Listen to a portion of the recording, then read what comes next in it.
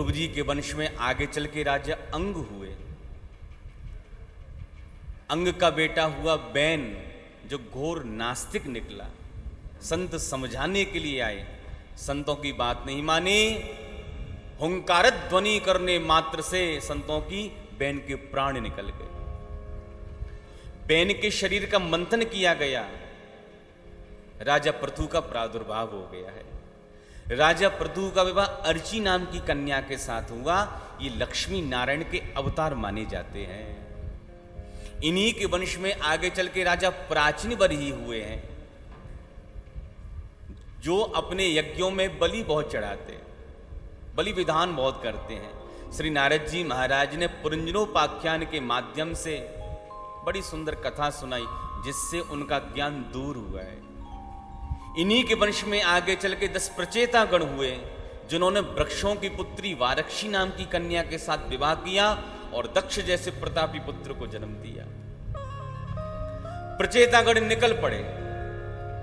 प्रचेतागण कहते हैं, नारद जी महाराज, आप तो संसार में घूमते हो, कृपा करके ये बताइए, सबसे पहले भगवान की प्राप्ति कैसे होती है? साधन तो बहुत है, भगवान की प्राप्ति का सबसे सरल साधन क्या है? तब नारद जी महाराज कहते हैं, 3 बातें अपने जीवन में उतार लोगे, भगवान शीघ्र प्रसन्न हो जाएंगे। 3 बातें कौन सी हैं? बड़े ध्यान से आप सुने। नारद जी कहते हैं, दयया सर्वभूतेषु संतुष्ट्या येन केनवा सर्वेन्द्रियोपशान्त्या च तुष्यत्यासु जनार्दन।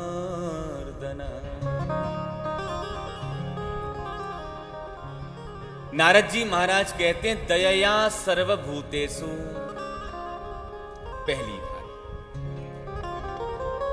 प्राणी मात्र पर हमें दया का भाव रखना चाहिए, सब पर दया करो। लेकिन हृदय से विचार करना, क्या हम सब पर दया करते हैं? हम सब पर दया नहीं करते, हम अपनों पर दया करते। दया का मतलब प्रेम, वात्सल्य। सब पर प्रेम करो, सब पर वात्सल्य करो। दया शब्द जो है वो व्यापक है।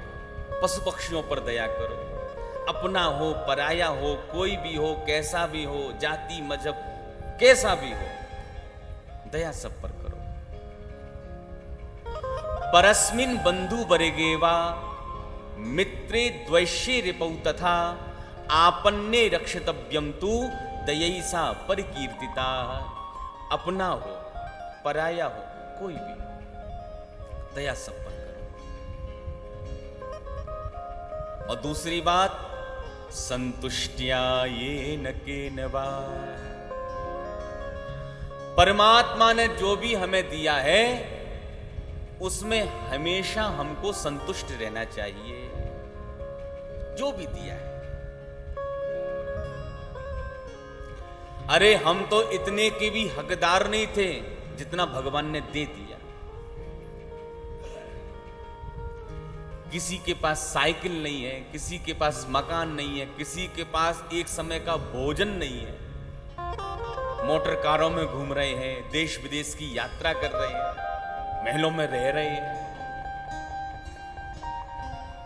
इन सब बातों को जब आप विचार करोगे तब पता चलेगा कि जितनी कृपा भगवान ने आपके ऊपर करी है, इतनी कृपा किसी के ऊपर करी ही नहीं है।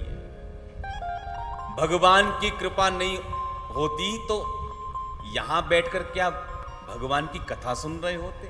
गंगा जी का तट, संतों का सानिध्य, आनंद आश्रम का सुंदर भवन, कितने संयोग रचे हुए।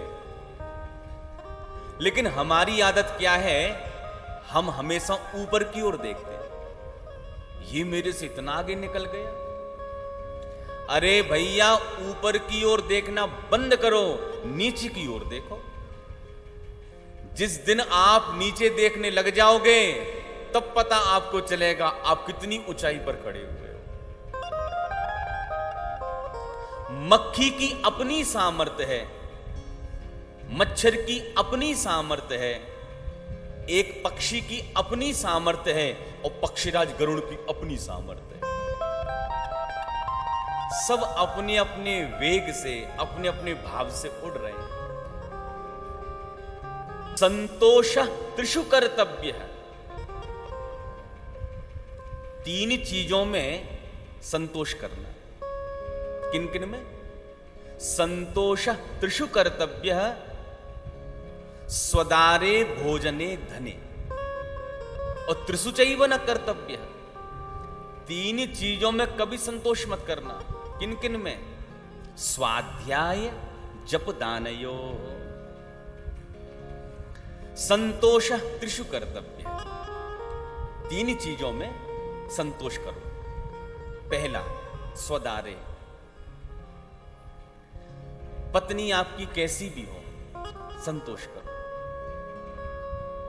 झगड़ालू हो, सीधी हो, कैसी भी हो, आप संतोष कीजिए, स्वदारे। दूसरा, भोजने। भगवान ने जो भी दाल रोटी आपको दी है, प्रेम से ठाकुर जी का प्रसाद पाकर बड़ा प्रेम के साथ, मस्ती के साथ भोजन करना चाहिए। जो भी दिया भगवान ने, रूखा सूखा। और तीसरी बात, धन। स्वदारे भोजने धने। जितना धन आपके पास परमात्मा ने दिया है, बस उतने में संतोष करो। शायद हमारी चादर इतनी ही बड़ी है, हमारा पात्र इतना ही बड़ा है,